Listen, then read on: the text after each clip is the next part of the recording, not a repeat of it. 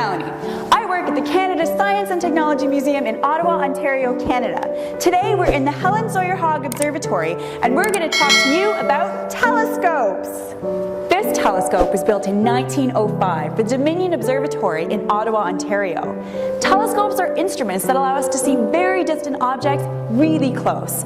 Astronomers use telescopes to look at things like planets, stars, galaxies that are billions of kilometers from the Earth. The first astronomer to ever use a telescope was Galileo back in 1609. That's over 400 years ago. Since not everybody has a telescope like ours, today I'm going to show you how to make your very own telescope at home. When you're done, it'll look something like this, and you'll be able to look up at the stars in space or at objects on Earth. Let's head over to the lab and get started.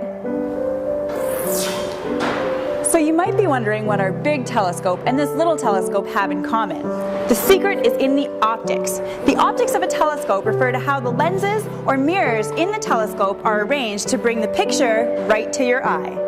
For example, our telescope optics will use lenses, just like your glasses. So say we're looking at a lighthouse in the distance.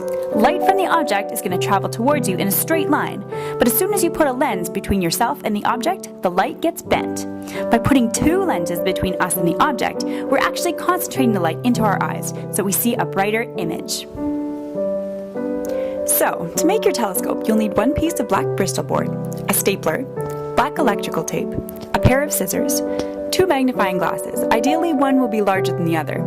You'll need crayons or other decorations, a low-temperature hot glue gun, and an empty chip tube container with the end cut out. Cut 3 pieces of Bristol board that fit around the tube. Measure 2 to be the same length as your tube, and 1 to be twice the length. Use the glue gun to attach one of the smaller sheets to the outside of the tube. Roll the other small sheet and stick it into the tube to take its size and shape. Pull the tube halfway out, fasten it together with a stapler, and do the same to the other side.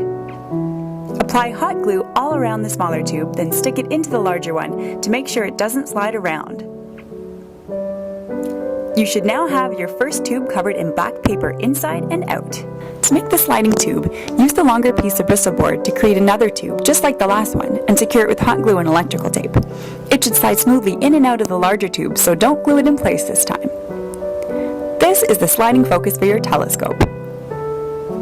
Glue the first lens to the top of the chip tube and secure with electrical tape. Do the same with the second lens at the bottom of the sliding focus. If you're using 2 different size lenses, the smaller one should be placed at the bottom of the sliding focus. To add the finishing touches to your telescope, use crayons, stickers, or metallic pens to decorate the outside. To use your telescope, put your eye to the smaller end. Then move the 2 pieces back and forth to create your focus. If you're looking at an object on the ground, it'll be upside down. But if you're looking into space, you don't need to worry about it because all stars look the same whether they're right side up or upside down.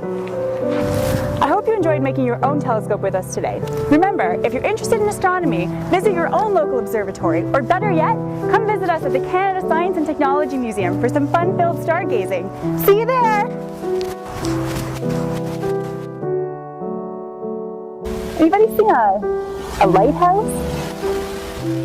Where is that lighthouse?